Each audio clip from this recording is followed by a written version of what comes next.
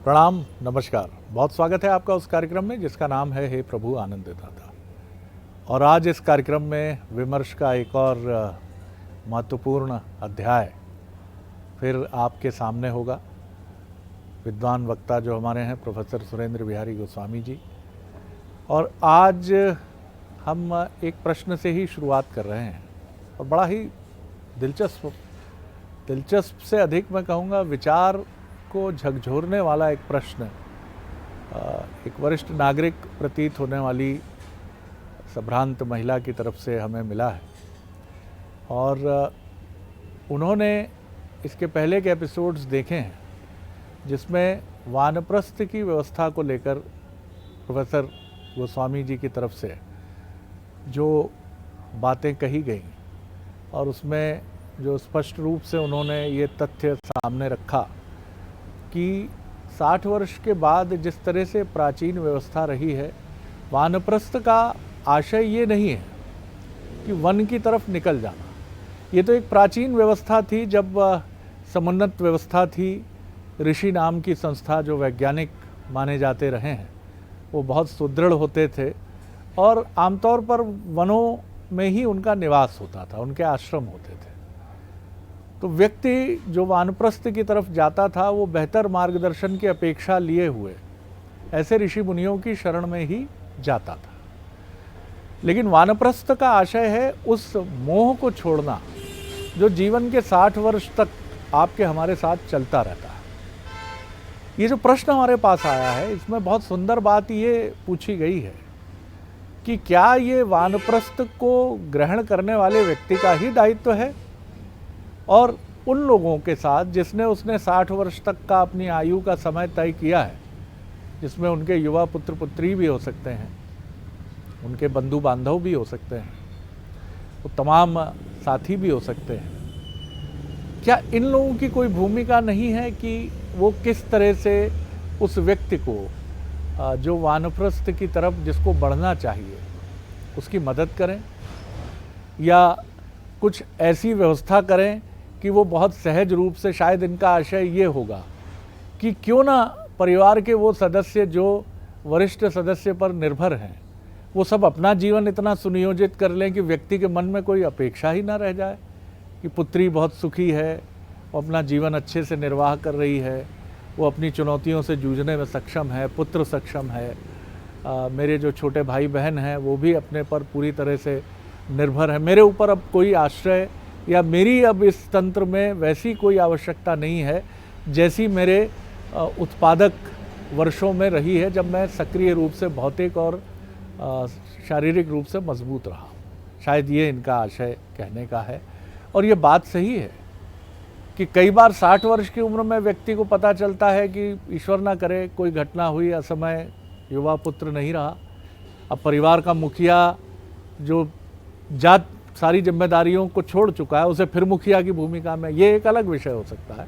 लेकिन ऐसी स्थितियां ना भी हों तब भी कई बार किसी बुजुर्ग व्यक्ति को, महिला को, पुरुष को ऐसा लगता है कि उसकी अभी भी भूमिकाएं समाप्त नहीं हुई। अब वो नाती पोतों को संभालना उसकी जिम्मेदारी है, उनको स्कूल छोड़ना और लेकर आना उसकी जिम्मेदारी है। कई प्रश्न हैं मन में, निश्चित तौर पर प्रकाश डालेंगे भगवत गीता के अध्येता और मानस मर्मज्ञ प्रोफेसर सुरेंद्र बिहारी गोस्वामी। प्रणाम करता हूँ गोस्वामी जी, विषय आपके सामने है। मूलतः जिस विषय पर हमने चर्चा की है, चूँकि समय की एक मर्यादा होती है और हम बहुत ज़्यादा उसको विस्तारित नहीं कर पाते, लेकिन इनका लोकोपयोगी प्रश्न कहूँगा मैं कि उसकी और परत निकाल करके हमने उस विषय की विशेषताएं बताई थी, आश्रम की विशेषताओं पर प्रकाश डाला था।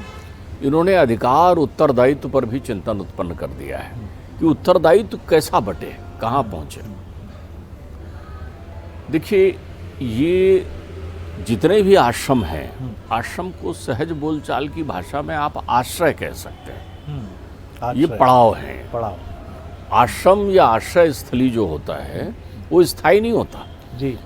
मैं 4 धाम की यात्रा में गया तो वहाँ अलग अलग जगह पर चट्टी बनी हुई है, नाम है उस स्थान का। ये हनुमान चट्टी है, ये गौरी चट्टी है, ये जानकी चट्टी है। तो मैंने पिताश्री से पूछा ये चट्टी क्या होता है। उन्होंने कहा रुकने का एक ठिकाना जहाँ आप एक निश्चित पल रुक सकते हैं, आराम कर सकते हैं। तो आपकी उम्र के विभाजन में आने वाले अलग अलग परिवेश को ध्यान में रखते हुए, चूंकि आपको गंतव्य में जाना है, मानव जीवन मुक्ति के लिए ही मिला हुआ है। मानव शरीर जो है, मनुष्य का जीवन हरिद्वार है, यहाँ आपको मुक्ति ही पाना है, क्योंकि विभिन्न योनियों में भोग कर आपको ये जीवन मिला है। इस जीवन में ये अनिवार्यता है कि आपको मुक्ति ही मिले, तो आपके पड़ाव निश्चित कर दिए गए। पहला पड़ाव ब्रह्मचर्य का होगा, दूसरा पड़ाव गृहस्थ का होगा, तीसरा पड़ाव वानप्रस्थ का होगा, चौथा पड़ाव संन्यास का होगा। अब आप देखिए, ये 2 प्रक्रियाएं हैं। ये मूल रूप से आश्रम के व्रतों को धारण करना चाहिए। मैंने संन्यास आश्रम धारण कर लिया, मैंने वानप्रस्थी जीवन धारण कर लिया। आप ये देखें कि कलिकाल की माया में हर घर में धारण तो करते ही है ना। अगर आप एक व्यापारी के जीवन को देखें तो एक व्यापारी से मिले जो 60-65 साल का होकर घर में आराम से सामाजिक कार्यों में लगा हुआ मिलेगा आपको, बड़ा आदमी हो, बहुत बड़ा भी, तो वो उससे पूछे कि आप आजकल ये सब काम तो मैंने बच्चों को सौंप दिया, मेरी जिम्मेदारी है ही नहीं। उनको कुछ पूछना होता है तो मेरे से पूछ लेते हैं, वो उनकी जिम्मेदारी हो गई है। आप देखिए, उन्होंने धारण कर लिया है। ये सारी चीज़ें धारण करना मतलब बुद्धि में धारण करना, धारण करना मतलब धर्म बना लेना, धारण करना मतलब दिनचर्या के एक हिस्से में ले आना। तो ये एक पक्षी कार्यक्रम है, द्विपक्षी नहीं है। आपको प्रतीक्षा इस बात की है कि अगर मैंने इसको धारण किया है तो सामने वाला मेरे प्रति क्या कर्तव्य का निष्पादन कर रहा है। सामने वाले के कर्तव्य सामने वाले जाने, उसने जो भी धारण किया होगा वो उसके अनुरूप आचरण करेगा।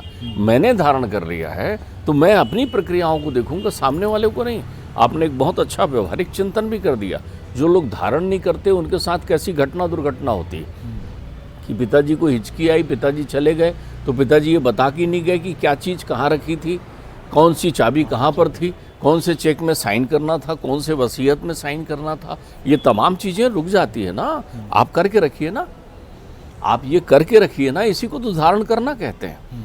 धारण करने में आप देखिए, कौन से उग्रसेन जो है वो वन में चले गए थे। उग्रसेन जीवन भर प्रतापी द्वारकाधीश के नरेश बनकर रहे। उग्रसेन राजा थे, महाराज उग्रसेन रहे। कौन से वसुदेव जी ने अपने बच्चों को कृष्ण बलराम इत्यादि को छोड़कर वनगमन किया था। जनक तो विदेही बनकर शासन करते रहे। जनक ने कहाँ छोड़ा घर, कोई घर नहीं छोड़ता। दायित्वों से मुक्ति का नाम है आश्रय। दायित्वों से मुक्त हुई है ना आप अपने अपने समय में। अब जो एक विद्यार्थी है, विद्यार्थी जीवन में पढ़ रहा है, तो क्या वो जीवन भर पढ़ता रहेगा क्या? उसकी पढ़ाई एक समय पूरी हो जाती है ना। तो ब्रह्मचर्य प्राप्त कर लिया उसने, ज्ञान प्राप्त कर लिया उसने। ब्रह्म का अर्थ होता है परमात्मा को जानना, शरीर की नश्वरता का त्याग करना। आप नहीं समझे, लेकिन आपका कार्यकाल निकल गया। अब आप थोड़ी पढ़ेंगे, अब तो आप नौकरी में आ गए ना, आपकी शादी हो गई ना, आपका परिवार हो गया ना, आपके बच्चे हो गए ना, तो अब आपने वो धारण कर रखा है।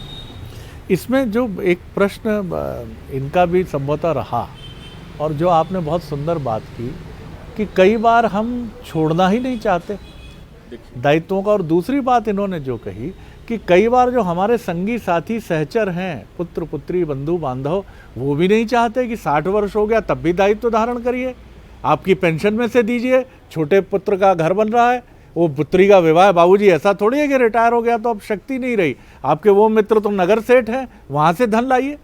आपने कितनी अच्छी व्यवहारिक प्रश्न यहाँ उत्पन्न किया है। मैं आपको बताऊं, आप जान गए कि ये स्वप्न था, अब मैं जाग गया हूँ। तो जागने के बाद स्वप्न को तो नहीं आप अनुभूत करते रहते हैं ना हमेशा, आप जाग चुके हैं। तो वीतराग का अर्थ होता है आपने जमाना समझ लिया, अब वहाँ आप थोड़ी उलझेंगे।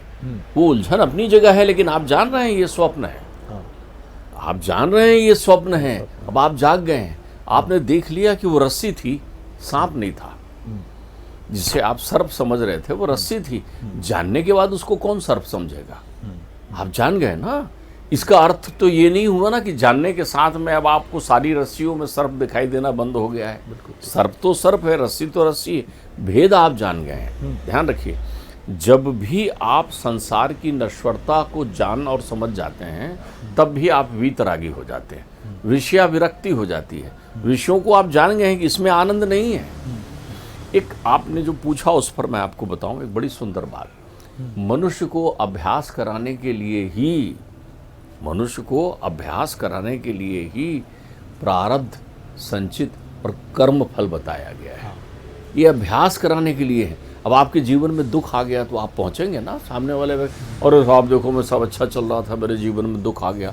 अरे भाई प्रारब्ध है, और जिस पल आप समझ गए कि दुख होता ही नहीं है, आपके जीवन में सुख आता ही नहीं है, उस पल आप कर्माशय से मुक्त हो गए ना। अब आप आश्रम में आ गए, अब आपने जान लिया इस चीज़ को, तो जो दायित्व आपका है उसका निष्पादन तो आपको हर परिस्थिति में करना है। वानप्रस्थी जीवन का अर्थ घर को छोड़कर कर्तव्यों से मुक्त नहीं हो जाना है, बल्कि कर्तव्यों को त्याग भाव से करते हुए रहना है कि ये मेरा कर्तव्य है, मुझे करना है। फलाशक्ति में नहीं पड़ना है आपको कि मेरे कर्तव्य करने के बाद देखो तुम 25 साल निकल गए, आज तक तुमने मुझसे प्रेम से बात नहीं की। तो क्या ये बहुत सुंदर बात आपने कही, और बहुत सुंदर प्रश्न मेरे मन में आया। एक नाटक है, बड़ा चर्चित नाटक है, जया भादुड़ी जी ने भी किया है, माँ रिटायर होती है।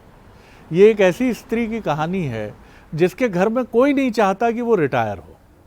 पूरा जीवन वो अध्यापिका है, सबसे पहले सुबह उठती है, पति का टिफ़िन, युवा पुत्र पुत्री जब वो छोटे से तब से लेकर एक दिन वो घोषणा करती है कि मैं अब रिटायर हो रही हूँ। पहले तो लोग मजाक समझते हैं और बाद में हतप्रभ रह जाते हैं। तो क्या ये जो रिटायर होने वाला व्यक्ति है उसी को चौंकाना चाहिए और उसी की जिम्मेदारी है कि वो अपने आश्रितों को तैयार करे? देखिए, आपने नाटक की बात की है जी। नाटक बहुत अच्छा होगा जी। लेकिन इस नाटक में मुझे एक दोष दिखाई पड़ रहा है। हाँ। कभी भी घोषणा नहीं की जाती कि आप रिटायर हो गए। ये तो सरकारी नौकरियों की घोषणाएं हैं। आपके जीवन में आपने किस किन विषयों का त्याग कर दिया, ये जब भी आप बताते घूमते रहेंगे समझ लीजिए त्याग नहीं किया। एक राजा की बड़ी इच्छा हुई कि वो सन्यास धारण करेगा, मन में आत्मनिश्चय किया, उसको लग गया कि ये संसार सब भोग पदार्थ है, मैंने भोग लिया जितना काल था। राजपाट सब छोड़ के गुरुजी के पास पहुंच गए, आज से मैं सन्यासी। गुरुजी ने उनको देखा, गुरुजी ने तय किया कि इनकी थोड़ी परीक्षा ली जाए। उनको शंका थी कि अभी इनका सन्यास पूरा नहीं हुआ है, धारण नहीं किया है इनने पूरा। ध्यान रखिएगा, घोषणा कर देना और धारण करने में बहुत अंतर होता है। धारण करना घोषणा करना नहीं होता, वो जीवन का एक अभिन्न अंग बन जाता है। आपके जीवन में इसका कोई प्रभाव नहीं पड़ता कि कौन कटु बोल रहा है, कौन मीठा बोल रहा है। फिर तो सुख दुख की अनुभूति खत्म हो जाती है शरद जी। जब आपको सुख भी सुख न लगे, दुख भी दुख न लगे, तो आप समझ लीजिए अब आपने अपनी अवस्था को धारण कर लिया है। लेकिन अगर आपको लग रहा है तो उसकी अनुभूति में अंतर है। तो उन्होंने राजा से कहा भिक्षा मांगाइए, वो रोटी मांग ले आए। एक रोटी हाथ में मांग करके चले आ रहे थे, पीछे से एक दूसरे शिष्य ने धक्का दिया, वो रोटी गिर गई। वो चुपचाप उन्होंने रोटी उठा ली, आगे चले। फिर थोड़ी दूर चले तो फिर धक्का दिया, फिर गिर गई। अब इस बार वो हंसे, फिर उन्होंने ले लिया। तीसरी बार फिर जब धक्का दिया तो वो बोल पड़े। उन्होंने कहा देखिए, आप मेरी परीक्षा ना लें, जब मैं इतना बड़ा राजपाट छोड़कर सन्यासी बन गया हूँ तो इस रोटी के लिए क्यों क्रोधित होऊंगा। तो गुरुजी ने कहा यही तो, वो राजपाट छूटा नहीं है, तुम्हें याद आता है कि तुमने त्याग कर दिया है। तो जब भी अतीत की स्मृति आपको परेशान कर रही हो, जब भी आप पुरानी घटनाओं का चिंतन कर रहे हो, तब भी आपने अभी आप जागे नहीं हैं, सपने में हैं। सपना थोड़ा थोड़ा आपके साथ है, क्योंकि जब विस्मृति हो जाए आपकी, जब आपकी सांसारिक स्मृतियाँ विस्मृति हो जाए, आपको कोई फर्क ना पड़े। एक बड़ी सुंदर बात, मतलब किसी के व्यवहार से भी कोई फर्क ना पड़े, वो आपका पुत्र पुत्री भाई बहन कोई भी हो, वो अपने आश्रम के नियमों का पालन कर रहा है, वो अभी विषयों में बंधा हुआ है। हाँ। उसके मन में पूर्वग्रह है। आप देखिए, आपने मतलब अपेक्षा नहीं होना चाहिए, जो आपने बड़ी सुंदर बात कही। बिल्कुल कहीं अपेक्षा नहीं। दूसरा, आप तो अपेक्षा की प्रक्रिया तो बात की, आपका ध्यान ही इस ओर नहीं गया है। आप केवल अपने कर्तव्य को अपनी साधना मानकर पूरा कर रहे हैं कि मेरे को कर्माशय ना लगे, ये कल फलाशक्ति फिर ना विद्यमान हो जाए। जब तक शरीर है तब तक कर्म करिए, जब तक शरीर है। देखिए, कर्म करना भी भक्ति है। एक बहुत छोटी बात समझिए, जिस पल आपने ये समझ लिया कि ये शरीर नाशवान है, मैं अजर अमर अनादि अखंड आत्मा हूँ, आप हो गए ज्ञानी। और जिस पल आपको संसार की विषया शक्ति को देखकर कोई अनुभूति नहीं हो रही है, कहीं भी आपको राग उत्पन्न नहीं हो रहा है, उस समय हो गया आप वीतरागी, बैरागी हो गया। बहुत अच्छा सूत्र है। आप समझिए, अब आपको कोई फर्क नहीं पड़ रहा है किसी के व्यवहार का। कोई आपको बाएं हाथ से दे रहा है, दाएं हाथ से दे रहा है, मीठा दे रहा है, खारा दे रहा है, आप तो बड़े सब में आनंद की अनुभूति कर रहे हैं। अब आप हो गए वैरागी। और जिस पल आपके चित्त में सदैव वो आनंद विद्यमान हो जाए, उस समय भक्ति आपके हृदय में प्रवेश कर गई है। तो ज्ञान भक्ति वैरागी तीनों आपके चित्त में विद्यमान हो गए। कृष्ण एक सर्वाश्रम व्यवस्था बताते हैं। जो लोग अलग अलग आश्रमों में रहते हैं, ध्यान रखिएगा, जो आश्रम वालों के प्रति आदर रखते हैं वो अपने जीवन में पूर्वाभ्यास बहुत अच्छा कर रहे हैं। उनको संसार में पुण्य फल की प्राप्ति सुनिश्चित होती है, उनका जीवन आनंद में रहता है। माता पिता बुजुर्ग की सेवा कर रहे हैं, उनके साथ मीठे वचन बोल रहे हैं, उनका आदर कर रहे हैं, तो आप समझ लीजिए ठाकुर जी की सेवा कर रहे हैं। ये तो चाहिए गृहस्थ को, गृहस्थ धन्नो आश्रम। एक ब्रह्मचारी को चाहिए कि वो बुजुर्गवार ऋषियों की, संतों की, महापुरुषों की सेवा करे, ये उसके कर्तव्य में वर्णित है। लेकिन एक कर्तव्य कृष्ण जब उद्धव को समझाते हैं एकादश स्कंद में, तो कहते हैं सुनो ये सारे आश्रम हैं, लेकिन इन सारे, उन कहते हैं अलग अलग आश्रम में अलग अलग कर्तव्य हैं, बोले लेकिन एक कर्तव्य सारे आश्रमों में श्रेष्ठ है, वो सभी आश्रमों का धर्म है। सर्वाश्रम धर्म की बात वो करते हैं। वो कहते हैं क्या, सर्वभूत हितृता, सब प्राणियों में अनवय व्यतिरेकाभ्याम यस्सात् सर्वत्र सर्वदा। सब प्राणियों में मुझे और मुझ में सब प्राणियों को देखना। उनके व्यवहार में कोई प्रतिकूल व्यवहार कर दे तो कहना अच्छा परमात्मा तुम ऐसा व्यवहार करने के लिए ये स्वरूप बना कर आए हो, वो उसका आचरण है, वो उसका फल है। तुम अपने पास फलाशक्ति मत पालो, क्योंकि तुम्हारे अंतर्चित्त में, तुम्हारे शांत मन में यदि क्रोध उत्पन्न हो गया, तुम्हारे शांत शीतल मन में यदि कहीं द्वेष उत्पन्न हो गया, तो तुम फिर से सपने में चले जाओगे। सपने से जागने के बाद सपना नहीं आता, जागते हुए मनुष्य सपना नहीं देखता। बल्कि आचार्य शंकर तो एक सुंदर बात कहते हैं, इन आश्रमों में रहने वाले को संसार में जो श्रेष्ठ ज्ञानी हैं, जिनके जीवन मोक्षप्रद जीवंत बनाना चाहते हैं, जीते जी मुक्ति प्राप्त करना चाहते हैं, वो सोते हुए जागते रहें। तो उनके शिष्य ने कहा सोते हुए कैसे जागते हैं? अरे बोले जैसे एक सुसुप्त प्राणी सब तरफ देखता नहीं रहता कि हाँ सब दुनिया चल रही है, आँख खुली रखता है, लेकिन वो क्रियाशील नहीं रहता, वैसे ही सारे कर्मों को देखते तो रहें लेकिन उनके प्रति प्रतिकूलता का त्याग कर दें, उनके अपनी अंतर्मन की वेदनाओं का त्याग कर दें। देखिए इन आश्रमों में, कलिकाल की माया में, इन आश्रमों में आपको अपने शरीर को वेदना नहीं देना है, आप उतना ही करिए जितना सक्षम हो सकता है। बहुत सारे लोगों को मैंने देखा, उनने कहा साहब मैं तो 4 घंटे जाप करने बैठता हूँ, अब उनसे पद्मासन लगाते नहीं बन रहा है, तो वो बड़े दुखी होकर बैठ गए। क्या करें गुरुजी, हमारा घुटना अब मुड़ता नहीं है, हम पद्मासन लगाकर साधना नहीं कर पा रहे हैं। अरे आप अपने मन को स्वस्थ रखें, तन को स्वस्थ रखने का तो ध्यान दें, अपनी गोली दवाइयाँ समय पर लें। जरा अवस्था आ रही है, जितना पराधीन रहेंगे उतना दुख होगा आपको। देखिए वो उनकी वेदना सोचिए, एक माँ है और उसका बेटा जो है उसके सारे नित्य कर्म संचालित कर रहा है, तो उस माँ के अंतर्मन में कितना वेदना हो रही कि इस बेटे को तो देखो ये मेरे सारे कर्म कर रहा है।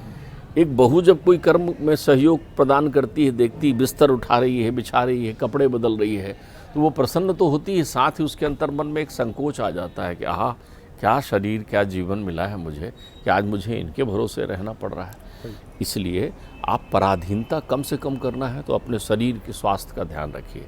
आप क्रोध करेंगे तो आपका शरीर क्रोध के ताप को झेलने के योग्य नहीं है, आप द्वेष करेंगे तो आपकी मन स्थिति उस द्वेष के ताप को झेलने के लिए सक्षम नहीं है। शांत प्रिय रहिए, शांति तुल्यम तपो नास्ति, ये प्रक्रिया करिए। आप दूसरे के कर्म अपने प्रति तो देखना बंद ही कर दीजिए, घोषणा बिल्कुल मत करिए, क्योंकि उसमें देखिए ना इसमें अहम रहता ना इसमें वहम रहता है। कोई अहंकार का त्याग हो गया है, किसी चीज़ का अहंकार नहीं है। देखिए साहब ये उल्टी गिनती है, ये चलने के ढंग हैं। आप इस ढंग से चलें, आश्रम का संबल लेकर चलें, तो आपका जीवन सुगंधमय, सुचारू और अच्छा हो जाएगा। लेकिन आप कहें नहीं मैं ये सब नहीं मानता, तो करते रहिए अपने मन का जैसा करना है वही करते रहिए। और यही बिंदु सबसे महत्वपूर्ण है। मैंने अक्सर कई 60 पार के वरिष्ठ नागरिकों को जो बात प्रोफेसर गोस्वामी ने कही, अपने परिवार में भी मैंने देखा कि उनकी आंखों में अनायास आंसू आ जाते हैं। और ये आंसू मैं भी सोचता रहा कि कोई बात नहीं है, फिर भी आंसू क्यों हैं? आंसू इसलिए हैं कि वो कहीं ना कहीं दूसरे के अधीन हो जाते हैं।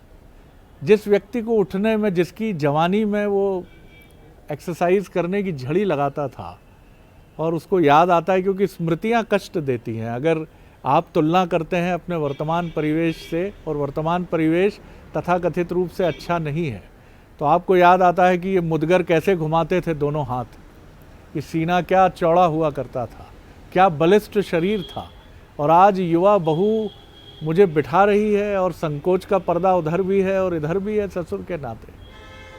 या फिर मैं अपने युवा पुत्र के सामने वो मुझे ले जा रहा है और बाथरूम में स्नान करवा रहा है या मुझे दैनिक नित्य क्रिया से निवृत्त करा रहा है। ये पीड़ा आंखों में आंसू लाती है, याद सुखों की आंसू लाती, दुख की दिल भारी कर जाती। दोष किसे दूं जब अपनों से, अपने दिन बर्बाद करूं मैं। क्या भूलूं क्या याद करूं मैं। तो छोड़िए, मुक्ति के मार्ग पर चलिए, अपेक्षा किसी से नहीं। बहुत सुंदर बात कही है प्रोफेसर गोस्वामी ने, अपेक्षा ही दुख का कारण है। आपको मुक्त होना है, कोई ना मुक्त कराने के लिए आपको आएगा, और ना आप ऐसी अपेक्षा रखिए कि ये आपके घर वाले होंगे जो मुक्ति की तरफ आपको ले जाएंगे। ये सिर्फ आप हैं। जब आप इससे मुक्त हो जाएंगे कि ना अब कुछ अच्छा ना कुछ बुरा, और इसका अभ्यास शुरू कर दीजिए समय रहते हुए, जैसे आपने अपनी जवानी में एक्सरसाइज की, अपने को ठीक रखा। जी शरद जी, मुझे तो अपने पिताश्री को अपने हर पल का आनंद लेते देखा है। ठीक है। वो बैठते थे तो मुझे, जब मैं बैठ जाता था उनकी सेवा में, तो वो अपनी चमड़ियों को, झुर्रियों को, एक उनकी चमड़ी एक के ऊपर एक ऐसे आ जाती थी, झुर्रियाँ लटक जाती थी, और दिखाते थे। मैं बोलता था पिताजी, और जोर से हंसते थे।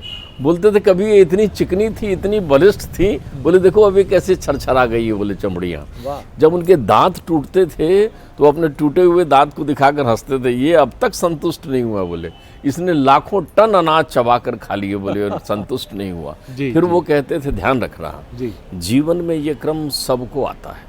तो जो लोग अपने चमकते चेहरे को देखकर प्रसन्न होते हैं, और जो लोग अपने घर में बैठे हुए उन उदासीन चेहरों के प्रति भाव रखते हैं कि सवेरे सवेरे से इनका ऐसा झुर्रा वाला मुंह देख लिया या फलाने देख लिया, वो सावधान रहना। जवानी रह नहीं सकती, बुढ़ापा टल नहीं सकता। और इसी पर एक बड़ी सुंदर बात आपके साथ साझा करके, अभी कुछ दिन पहले ही हमने इंटरव्यू किया भोपाल के करुणाधाम आश्रम के विख्यात संत, इनकी बड़ी प्रतिष्ठा है, पंडित सुदेश शांडिल्य महाराज जी का। उन्होंने हमसे अनौपचारिक चर्चा में कहा कि एक बार उनके पिताजी, निश्चित रूप से वो बहुत बड़े संत, वो भी बहुत बड़े संत रहे हैं, वो गिर पड़े बाथरूम में स्नान करते हुए, और इतनी ज़ोर से गिरे कि हाथ की घड़ी जो थी वो छिटक कर, नहा कर निकल रहे थे, घड़ी बांध चुके थे, छिटक कर दूर जा गिरी। हाथ में और भी जो चीज़ें थी वो भी इधर उधर बिखर गई। और उन्होंने कहा हम सब स्तब्ध हो गए एक क्षण के लिए कि बाबूजी को चोट तो नहीं लगी और क्या कुछ हुआ तो नहीं। कैसे हम देख रहे थे कि इनकी प्रतिक्रिया हो तो हम किम कर्तव्य विमूढ़ की स्थिति बन जाती है। बोले अचानक बाबूजी ने ही कहा, हम लोगों को देखा, मृदुल हास्य से कहा, बोले पगले, कोई जब गिरता है तो हंसते हैं, चुपचाप खड़े नहीं होते हैं। देखिए कितनी सुंदर व्याख्या है। आप गिरे पड़े हैं और आप अपने पुत्र से कह रहे हैं कि पगले, जब कोई गिरता है तो उसको देखते नहीं है इस तरह से, हंसते हैं। और ये बात निश्चित तौर पर घर के सदस्यों के चेहरे पर हंसी ले ही आई होगी, लेकिन यही स्वभाव है संत का। और अगर आप और हम उस मार्ग पर बढ़ना चाहते हैं तो साहब ये तय मानिए, इसके अलावा कोई भी विकल्प और कोई भी मार्ग नहीं है जो मोक्ष धाम की तरफ जाता। बहुत धन्यवाद करता हूँ गोस्वामी जी, आनंद आ गया। प्रणाम, नमस्कार। अगले एपिसोड में एक और विषय के साथ उपस्थित हूँ। धन्यवाद।